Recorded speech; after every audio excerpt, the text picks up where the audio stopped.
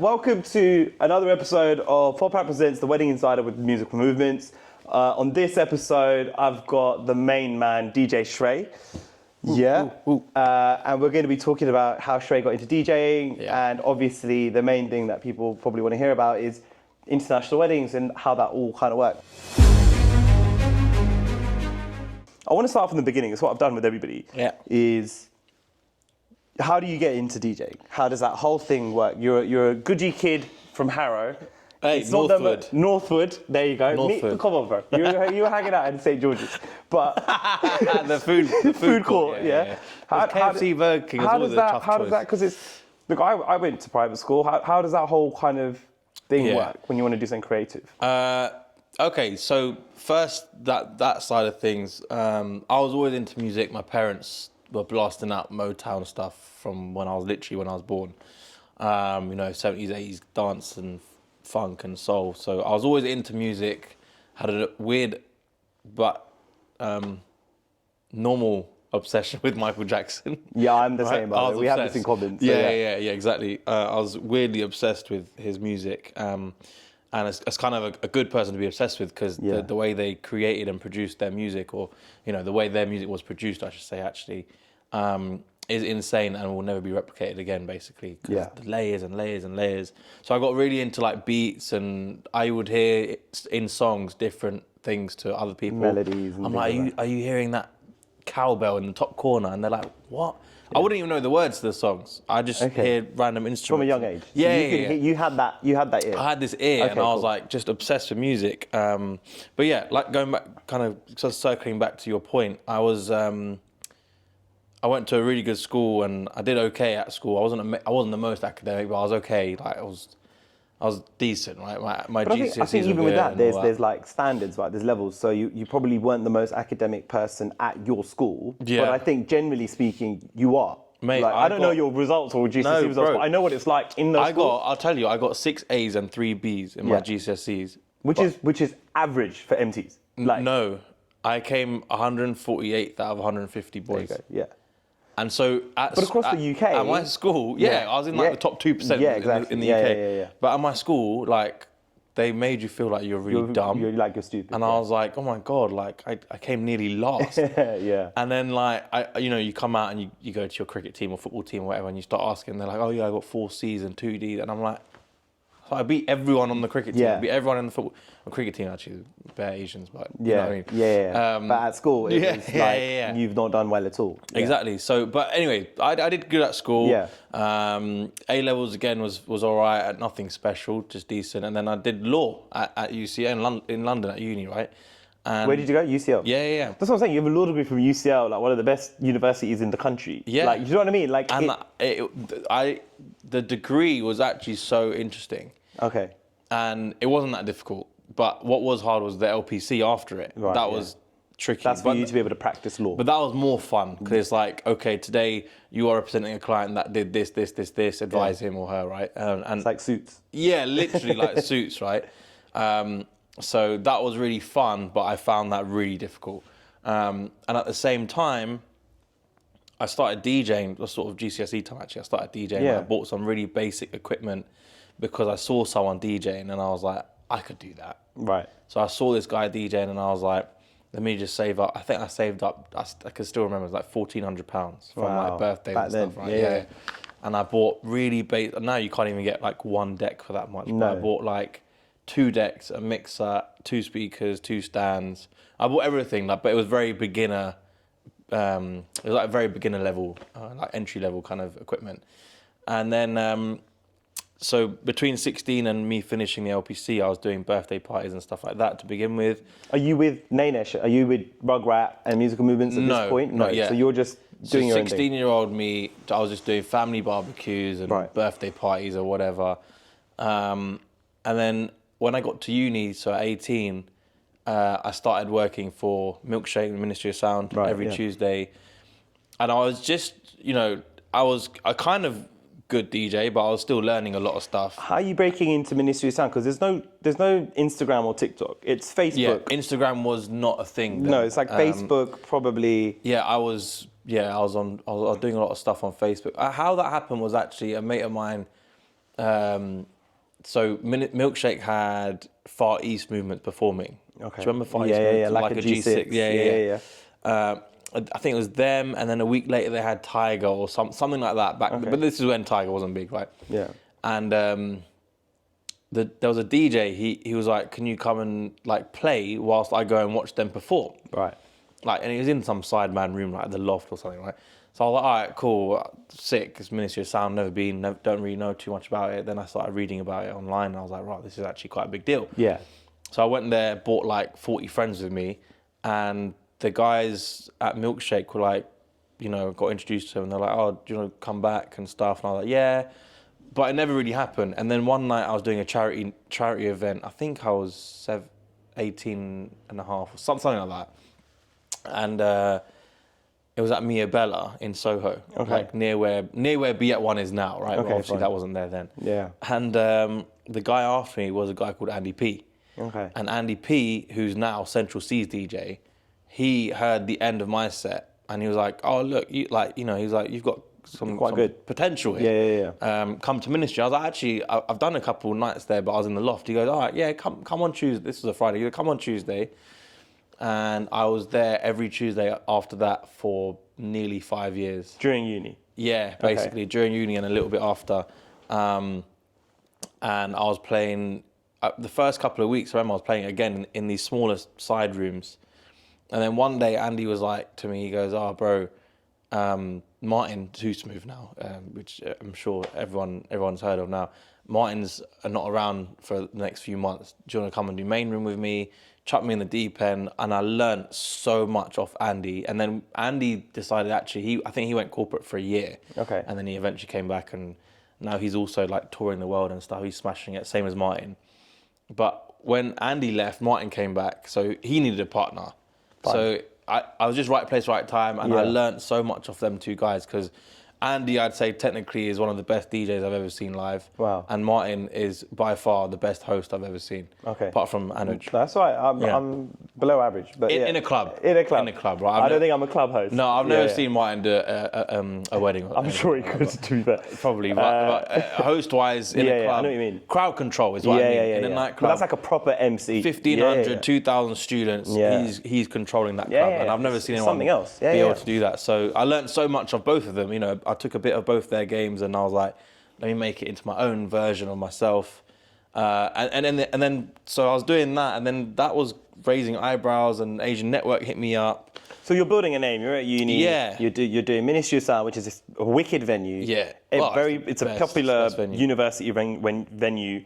And people, like regular people, non-students are going there on Friday nights and Saturday nights anyway, and wicked DJs are going there to do their sets.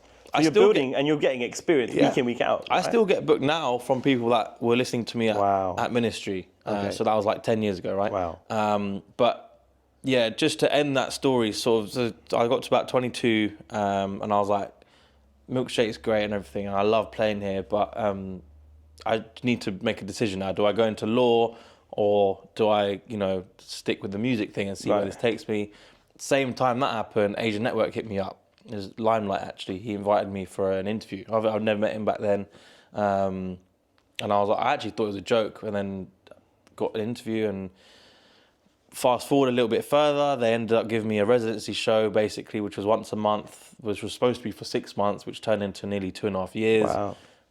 By this time, obviously, I'd not done the law thing. I stuck with the music thing. And that conversation with parents, what's that like? They're cool, man. They're fine. I think you've met them. I think so. Maybe. Yeah. They're very cool. They're so they're supportive of this whole thing, and you've done the backup anyway. You got a law degree. Worst case, I could have always gone back, right? But they were very supportive. They were like, listen, if you'll enjoy doing it, go for it, kind of thing. Yeah. I just couldn't see myself sitting in an office, in a chambers or a solicitor's office like till.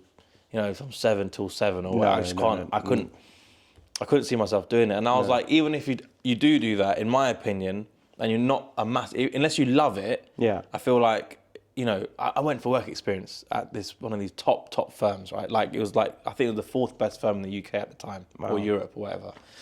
And I saw this Indian guy, right? And I was like, let me chat to him because he's like it's kind of similar age. Everyone else was like old and not Asian. Yeah. Yeah. I was like, let me just chat to him, see what he's saying. I was like, bro, how is it? He goes, I love my work, but in the winter I don't see the sun. And that just stuck me. I was like, bro, I can't be doing that. I don't care even if you're earning whatever you're earning, right? As a trainee, not your scene. I was like, nah. No. But yeah, thankfully I've made the right choice. What were those BBC Asian Network years like? It was meant to be a 6-month thing.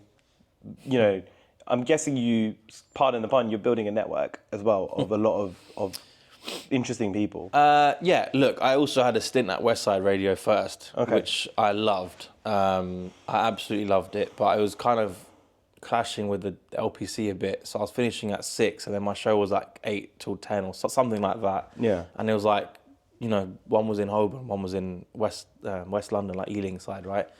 And it was like, I couldn't put a lot of time into it. Right. And I wish I could, because that is one of the best platforms I think we have in London. Yeah. For radio particularly. There's so many great radio presenters that started off from West Side. But yeah, the Asian Network thing was good. I was doing really well. Right. And I'd covered nearly every show. I think I covered Yasser, AJD, Punjabi Hit Squad, Noreen Khan, Priya Kaidas, Jasmine Taka in the morning.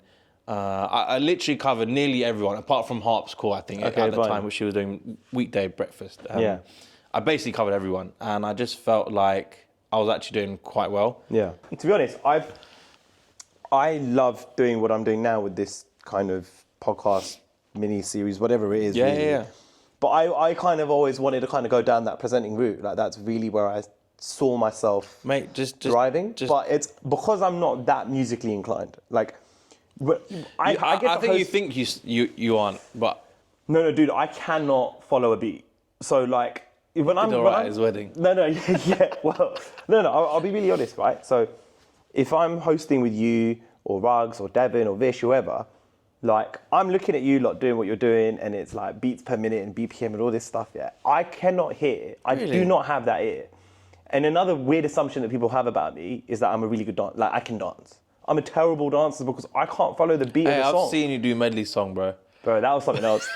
We'll get into that. But that was something else. But, like, I love Bollywood and I love all of that. But I cannot follow the beat. No, I hear it. You know when you go to your mate's wedding, you got to do a dance? I am the one that, whichever mate, shout out to Shivani, is basically having to organise us, spends one-on-one time with me because I'm so bad. Right. So that always put me off of maybe even going to somebody like to be BBC fair, Network. dance-wise, I'm the same though, bro. Like, if there's a dance at a wedding and they need me to be involved, firstly, I'm like, no. Yeah. But if it gets to a stage where they're like, you've got to do it, yeah. I'm like, look, can I just be the guy that comes in right at the end? And just does like 12 seconds. And then cuts out the scene. I was like, but sorry, that's always put me off from going for those kind of radio, because I imagine you have to be able to present and DJ. Do you know what I mean? Like, I imagine that's... You'd think. Okay, okay, got it. You'd think. Yeah. All right. You'd think that it would be showcasing the best of what British Asian talent is musically. Both. Yeah, okay. Not necessarily both, but at least one or the other. You asked me about what got me into DJing and stuff, right? Back then it was the passion of music. Right. Now I feel like there's 15, 16-year-olds that are seeing us flying around the world, playing music, having a drink, and think that's what it is. You know, and they're like, right, I can do that. Yeah, and it's not that simple. But it's not about that. It's not about, you know, getting picked up in a fancy Merc and then driving to the hotel. And you've got to love what you do. You got to love the music first. Yeah. It's not about, it's like me saying to you, bro, I want to have a footballer's life. Let's go do football practice. It's not the same. It's not going to work, bro. No, you have to love football first. Yeah. And if you don't love music, you're not going to be a good DJ. No. And when I say love music, I don't mean, I grew up, with an iPod. That's not what I call loving music. Yeah. So, anyway. But you got to have that. I think that music intelligence or inquisitive ear. Yeah, I think so. Of being open to new sounds, new rhythms, new types of music, and you might not like X, Y, and Z type of music, but you can appreciate what they're doing, whether it's classical, R&B, hip hop, house, whatever. Yeah. And I think there are some people that that's what they know and that's what they like and that's it, and that's not the same thing. No, you need to please who's in front of you, I suppose. But on the flip side, look, there's a lot of DJs that have come through, younger DJs especially, who actually smashed it, like absolutely smashed it, smashing out the numbers. You know, they've got good managers around them and stuff like that. And good luck to them, right? And that's the day. This is the day and age we're living in, right? It's unfortunately, I'm not a fan of it, but it's all about the followers and how many listens you got, how many views you got, or whatever. Yeah. And so that's just how it is. And maybe I'm just an old fart who needs to grow up and just like get on with it. I think we're in that in between spot where it's like all of these platforms, TikTok, Instagram. We were there when they came out. We weren't born with them. They were coming out as we were growing up. We're also quite bad at them. Right. Because it was like, I'm decent at like Instagram, but like when people start talking to me about TikTok, I'm like, I don't get it. And I don't also really use TikTok. I don't doom scroll on that stuff. I just don't find that stuff. I suppose you don't even care, really. Yeah, and I don't care. I'll be really honest. Is the thing. Like my Instagram is just football. Pretty much like the same Trent interview of him leaving, God. You know, or something. Mine is the same. It's just Liverpool or Bollywood and Call of Duty. To be honest, or I like snooker, so I got a lot of snooker stuff and that's like been happening. So. Yeah, the World Championships on, but yeah, I don't know, man, and But that's where you've got to tap. I guess for these other people, it's like that's where they're tapping into to create the reach. And for people like us, we're like, "What are you doing, bro?" Yeah. But to them, they're like, "This is what I need to do to build a name now." It's not. It feels like work for us. It looks effortless for younger people. Yeah, they're very good at it. They are. It's all they know though. So like, it's just. And also going, talking about the flip side, the people that are going to book them in the future are also their age, and they're also good at Instagram and that's what they're looking at. So that's why I say hold my hands up, good luck to them, and let them smash their numbers. Back in the day, to get big or to get bigger, we would have to make a mix, put it on a CD, put a nice print on it, go to outside nightclubs, hand them out, go to the libraries. Like when Rug said that in similar as well. When the kids were coming out of uni libraries, we'd be out there giving it out. Yeah, go and listen to this. I guess now it's like you send them your Spotify link or something like that, or whatever it is. I guess it's just. Mate, I don't even know how to put a mix on Spotify. Yeah. I did it once. I'm so stressed about when I have to put the recording out on Spotify. I'm like, I don't know. Somebody was saying about some RSS feed, and I was like, what feed? Like, bro, honestly, that's why I just do my thing. If I get good footage at a wedding, I'll get good footage and I'll share it. It's so difficult. I have to send it to people to make. I can't do it all myself. I don't do any editing. Yeah, I can't do any editing. I don't know how to do it. No, I tried. I downloaded CapCut the other day. Same. And people are like, you've only got CapCut now. And I was like, yeah. People have had it for like 2 years, 3 years, like just editing all their TikToks on it. And I was like... No, I know. I only downloaded it recently because I've got like another thing that I'm doing, like a food-related thing. So I have an aversion to trying new food. I don't try any new foods. Like, I only eat like pizza and pasta. You're pizza chips guy, yeah. And so I'm doing this thing with my friend Amo where we've basically got to cook a new dish every week. I don't know what the dish is, and I've got to try at the end of it. So we've shot them all. They're all gone for editing. Well, what sort of thing are you making? Sorry, this turned into your interview. Yeah, no, it's we've done some crazy stuff to me, and then we did some simple stuff. So before we get back on track, I did nachos and guac. I'd never had nachos before, and like salsa. What? Yeah. Which is really weird. But that's not a hard one to make. No, it's not. And we made fresh guac, and it was a really simple one. But then we did like risotto. Oh. I tried something called shakshuka.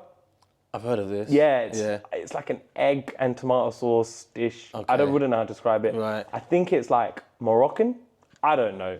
I don't know. I'm sorry. Anyway, all of these episodes are going to come out. I think they come out before I release these. Okay, fine. So they'll be out soon. So I downloaded it for that, and I was like, I'm going to edit these myself. Yeah. And it was get the big Mac out. Yeah, mate. I had it on a big screen, and I downloaded Final Cut Pro. Oh yeah. And I was just like, I don't know what these symbols do. Yeah, honestly. Do you know? I use GPT to help me navigate through these softwares. I chat to ChatGPT on a daily. I'm so nice to my guy as well. But have you heard this thing that he's saying that costs them bare money, of us chatting shit to ChatGPT? What? Because of the servers and the data and all the rest of it. That's their problem. Yeah, I'm like, I don't care. I'm like, mate, I don't want him to turn on me. Bro, Apple made me pay like £25 a month for this stuff. Yeah. I don't want him to turn on me. Yeah, I'm like, hey man, how you doing? Yeah. Just need a hand with something. Yeah, and I even asked him once, because someone put a dress code as, oh God, what was it? No, not glitz and glam. It was smart casual, I think. Yeah. And I was like, what is smart casual? for a man these days. Right. And he got really confused. And then he missed out bits, and I was like, did you mean this? And he goes, yeah. And he goes, I'm so sorry. I was like, no, don't worry about it, mate. I was like, don't worry, it's all good. Don't kill me, you robot. Let me get this back on track, because this is what happens when I hang out with Shraii. We just end up going down tangents. This is your thing. No. You're doing Ministry of Sound. You've done that part. Yeah. You've done BBC Asian Network. Yeah. We kind of know that experience now. Talk to me about the inception of you working with Rugrat. I mean, when you joined Rugs, was Musical Movements, did it exist, or were you there for the inception of that as well? I actually did join when I was young. I think I was 18 or 19, but it was after I started doing a lot of club stuff. Okay. And like by 21, I'd done most of the clubs in London. But 18, 19 years old, one of the guys who helped me with club stuff, basically, a guy called Reese, he tagged me in one of Nainesh's posts. I didn't know who Nainesh was. I didn't know who Rugrat was. Okay. Because I was a bit younger than him, and he was already doing all the club stuff, but I hadn't seen him do it yet, because he was doing, like, what was it, Zubar and all these places. Yeah. And I think he just finished by the time I was allowed to go clubbing. Okay. So Rugs is old. He is. Yeah. So he tagged me. Nainesh put something like he's looking for new DJs, whatever. I got tagged in it, and I went for an interview with him. And Upesh was there actually from Avari. Yeah. And they just they had a chat with me. Yeah.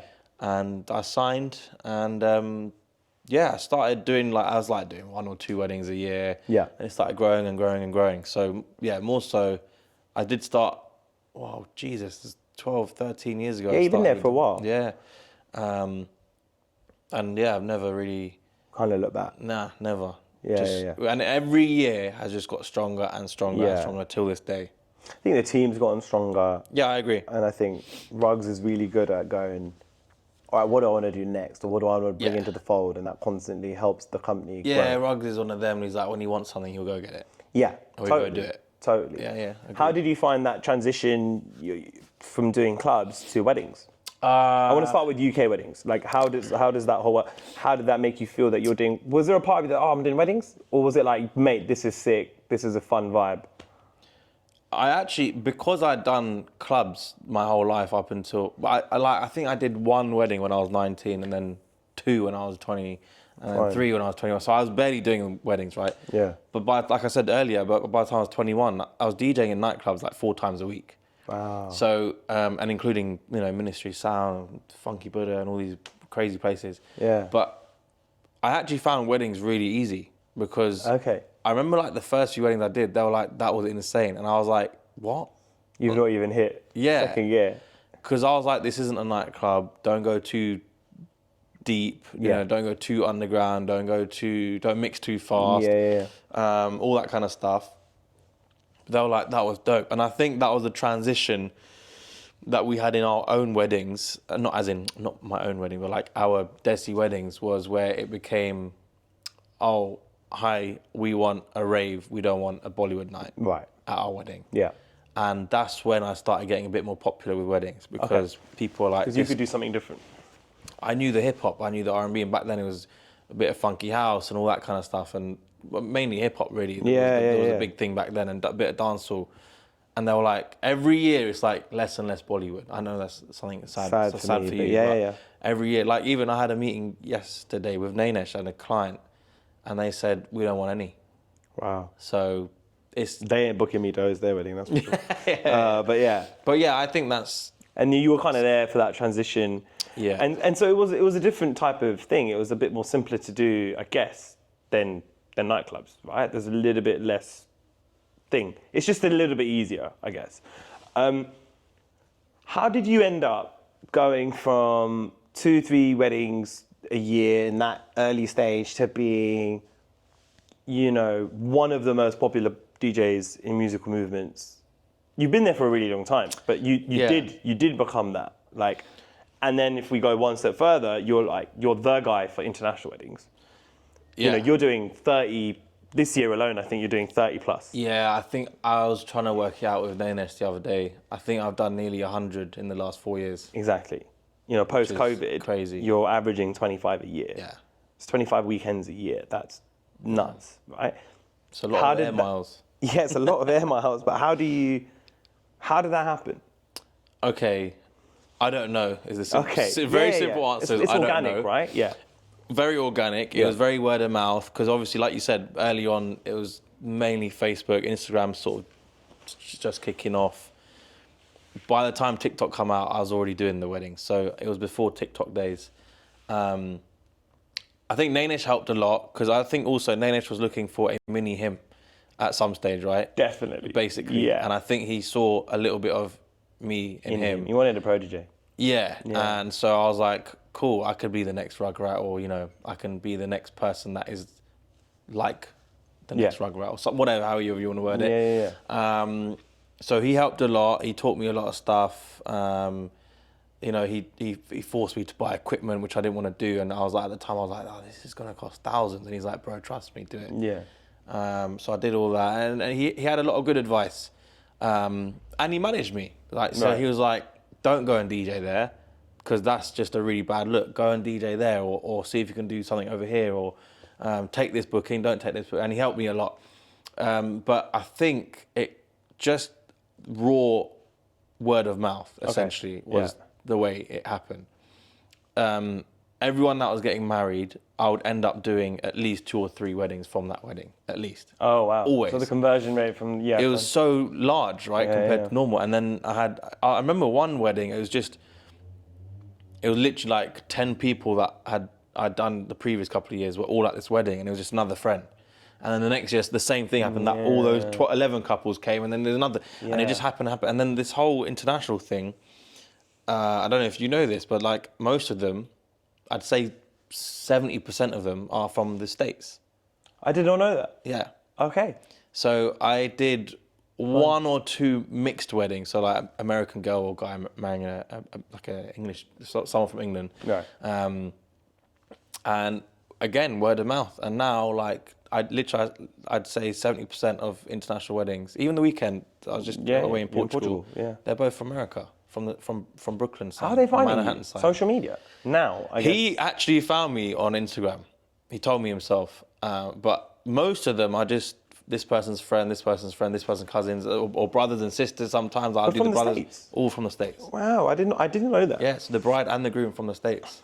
And you know, long may it continue. I love partying. They're so fun, and they're so nice to work with, and a little bit different than Brits. Yeah, you got to adjust your set a bit. You can't be playing too many UK songs. No. Although now they're like, yo, they you love any Central C? I'm like, what? You know about They do love it. I guess that's also we live in a more globalized place now. So that's happened. So one of the reasons I wanted to do the pod, right, was, especially in the wedding industry, was one, to demystify what people do, why that process works the way it does, but also to humanize the people doing a service at your wedding, right? Mm-hmm. So what I find when I'm meeting couples as a friend or a host or just somebody who's in musical movements is, why does this cost that much? And why is this like this? And why is that like that? And I also found that a lot of couples, without meaning to, by the way, do treat wedding suppliers like shit. Just, they do. And it's not, it is your fault, but it's also not your fault because you have a really specific goal in mind. It's your wedding. It's very stressful. You've got pressure from both sets of parents, the rest of the family. You're over budget. You want to try and buy a place. And then the wedding planners in your And then you've got the wedding planners, also trying to help, but also sometimes not helping. And, there's all of that coming into the place. And then you're like, I'm just going to take it out on the people around me. Or it's just stress getting to you. And it's because you don't realize that the person a lot of people will just see you behind a deck. Yeah. And they don't realize that when you're done there, you go home, you have a family, you have friends, you live in a life. And I wanted to bring that to the fore so people realize you're dealing with human beings. Yeah. So that's one aspect. So we've done the kind of background and how you kind of got to where you are. Let's talk about the international weddings because they are really, really, really difficult in terms of they are time consuming, you're away from home, you're eating hotel food every weekend or wedding food every weekend, which most people don't really want to do. And people then go, can you do this after party? Can you do this? Talk to me about that, the work involved with being in a international wedding. Okay, so like you said, it's not just, you're doing my wedding in Portugal.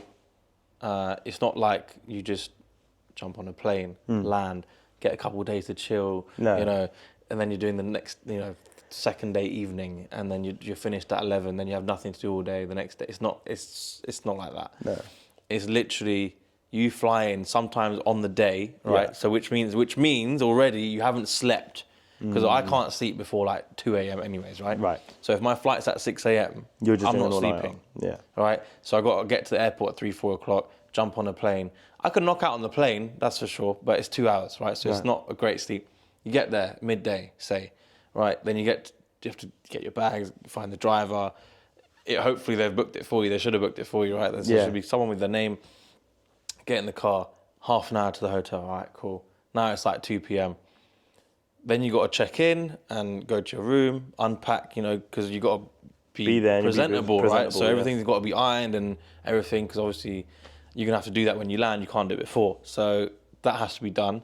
Now it's like 4 or 5 o'clock. You haven't eaten, right? So you're like, okay, now I need to go and eat. So you go downstairs. You probably have to meet the bride and groom, have a drink with them. Talk to them about what they want. Any last minute changes. Go through the wedding stuff with the planners probably as well. Maybe do a face-to-face site visit if you've never been to that hotel before. That's all in night one, and that sometimes that might be the Sangeet night. Yeah. So it's a big night. Yeah. For you as well. And you haven't slept yet. Yeah. Right? Yeah. And sometimes this was not your fault. This was just because we had a big rave. I didn't eat at your Sangeet night. Really? I didn't eat. Okay, fine. And I was cool with that, because that was my own choice. I was like, you know what? I'm not just going to put a background thing on and just go and have a drink and chill. Okay. I did do that when guests first walk in, but the food obviously wasn't ready, right? Yeah. And then it just started getting active, and I can't remember exactly what happened. We had a massive party. It was like that night, even now, 8:30 till 2 or something like that. I think the event started at 7:30. Something like that. People were rolling in. You had some cool background music that people were vibing to. Yeah. And then people ate like the starters and literally... Something like that, And literally from that moment on... Yeah. The dance floor was always packed for about 3.5 hours, 4 hours. Yeah, and I didn't want to disturb it. And I was like, you know what? If I stop now and put some lounge music on or whatever and go and eat for 10 minutes and come back, it's just going to ruin the whole thing. Yeah. So I was like, so that wasn't your fault, because you didn't anticipate everyone to just start dancing so early. Yeah. Nor did I, really. No, none of us did, Yeah, and so that was fine. But people forget, like... That you're not at dinner. We haven't eaten, I haven't slept yet. Yeah. Right? And then you got to perform. Like, you are the life of the party. If you flop, you're like, I'm tired, I'm hungry. Yeah. And then it puts a bad vibe over the whole evening, and then the next day they'll be like, oh, he was really moody last night. Yeah. Let's not... And that happens. And you got to be smiling and happy and have a drink, and you know, if the groomsmen bring you a shot, you got to have it with them and whatever. You just join in, right? And then the next morning, probably I mean, you didn't do anything early morning, super early morning anyways, but the next morning will be, usually it's like the barat is like 8 in the morning. Yeah. Right, so you still haven't really slept, right? You've had 4 or 5 hours. You've got to then unwind from a 1 a.m. Sangeet night. Oh, you can't just go sleep. No. Your ears are ringing and stuff as well, right? Ears are buzzing and whatever. So then the morning things, and then when you get booked abroad, usually you have to do the wedding, because I don't do them in the UK, but when I go abroad, I do. Yeah. It makes sense because I'm there. So then that's you know what Indian weddings are like. Yeah, it goes on. It's half a day, right? Yeah, it's 3-4 hours. Yeah, and then you have lunch. Then you got to get ready for reception, and then that's it. Then you fly back the next morning. Yeah. So you actually. And then you go again. Yeah, exactly. Then you go the next week.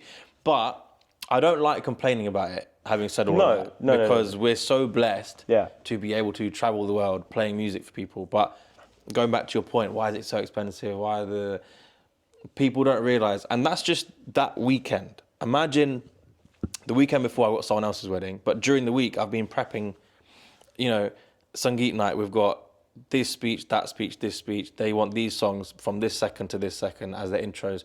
Then we've got these dance performances. There's 9 of them, and then for the wedding we've got, you know, for each part of the ceremony, we want this song played from this. That takes hours to prepare and get in order, so you don't make a mistake. Right. Then, can you remix our first song because we want this, and then we want this between this second. All of that stuff is fine. It's not a problem. It's your wedding. But you're still doing the work in between. It's a service, to get it done, right? You've paid for that. So we will do it. But because it looks like a click of a button. It does. So perception versus reality, right? Yeah. You're just clicking buttons. Yeah. But in reality, it's really not. That seamless look you really, really want in your wedding, where the song's ready, exactly how you want it, exactly where you want it to start and end from, means you're sitting there getting it already on your laptop to make it like that. And people don't realize that because you're just clicking press or play at the time. I'd say it takes to correctly plan a wedding reception in London, like in the UK, it would take me 2 hours. Okay. To get everything spot on. Yeah. If they've sent a Spotify link, I'll make sure that every single MP3 is in one place. Yeah. So I can refer to it and be like, okay, this is going great. Was there anything else that I think would work in their playlist with what I'm playing right now? So I'll go through and entrance songs, first dance, cake song, all this stuff. So I'll make sure that takes 2 hours. I'd say it takes an hour and a half to 2 hours per event. To organise. So then, for an international wedding where you maybe did 3 events, maybe 4. Sometimes more, yeah. And also, if you've got multiple on one weekend. Yeah, and sometimes you've got a weekday gig. Yeah, exactly. A lot of the time you will, right? Whether that's a club night or another wedding. And now weddings are on weekdays. Or like Liverpool are playing or something. Or we got to go to a Liverpool game. But yeah, weddings are no longer just Saturday, Sunday.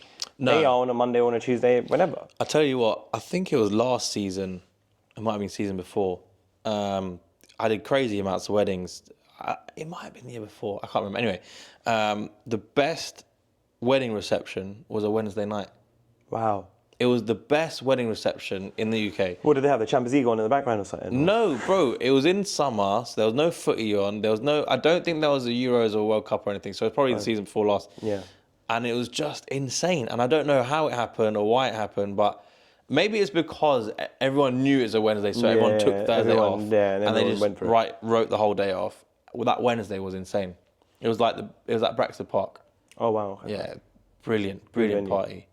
What would you want couples who are engaged or thinking about it, who are watching this, what would you like them to know from a destination wedding point of view that you don't think they take into consideration?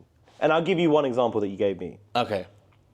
You sat down, Shraii did my wedding, and basically said, cool, man, like, what's your plan for the music?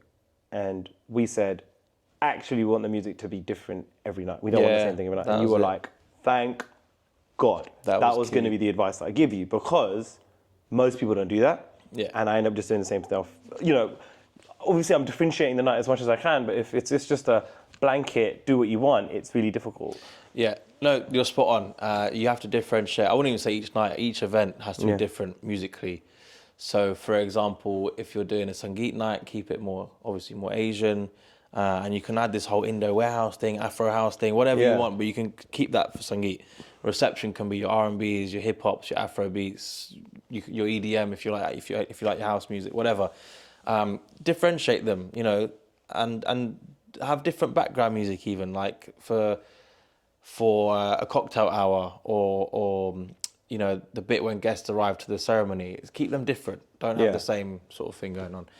Otherwise it's just like, imagine you're a guest and you're like, oh, I've heard this song for the 5th time this weekend. Yeah. It's a bit like, oh, come on, man. You get a bit bored of it. Yeah. That's definitely one thing. The other thing I'd say is enjoy it, because it goes so fast. Right. It literally feels like, and then at the end you're like, oh, I want to do that all over again. That was so fun. Without having to pay for it again. Yeah, exactly. But enjoy it because it goes fast. But also, when people travel abroad, I wouldn't say expectations are lower. I just think when things don't go the way they're supposed to, like if, the flowers are blue instead of pink or whatever, no one really cares, right? Because you're abroad, you're somewhere hot, you're out. Different. Yeah, they're different, not lower. You're right, different is the word. Yeah. So just don't worry, just go with the flow. If things go wrong, don't worry about it. No one's gonna care. Just have fun. Okay. That's what I'd say. Yeah, no, it's good advice, and it's been a common theme that almost everybody that I've had come on has said. There's been one question that I've asked every single person so far, and I'm gonna do the same thing with you, which is, what is your favorite thing about being in the wedding industry, providing the service that you provide? That's so difficult. Yeah. Obviously, making everyone smile and one more song at the end and all that. That's great. That's a great feeling. Yeah. But I actually really enjoy the groom's speech. Okay. And I'll tell you why. Because they sum up, or they should, most of them, sum up why we're all there. Right. It's because he loves this girl, they've got married, and it's been the best day of their lives. Yeah. And we're a part of that. Yeah. So sometimes you forget what's the whole point of this day? Yeah. It's for two people coming together for the rest of their lives, hopefully. And fingers crossed. Yeah, fingers crossed. And you know, you're just throwing a party because they love each other and they've decided, you know what, we're gonna live together forever and be side by side. So the groom's speech sums it up usually really nicely, and they give their stories of how they met or whatever. I think that's like one of the best forget things. the whole point of why you're there. Yeah. And that's it basically. So yeah, that's it. Awesome. Well, thank you. I appreciate you coming on. I hope everybody watching at home got to learn a bit about how Shraii got started, and also just the world of destination weddings. Shraii, thanks for coming on, man. Appreciate it. Anytime, brother. Cheers. Thanks, guys.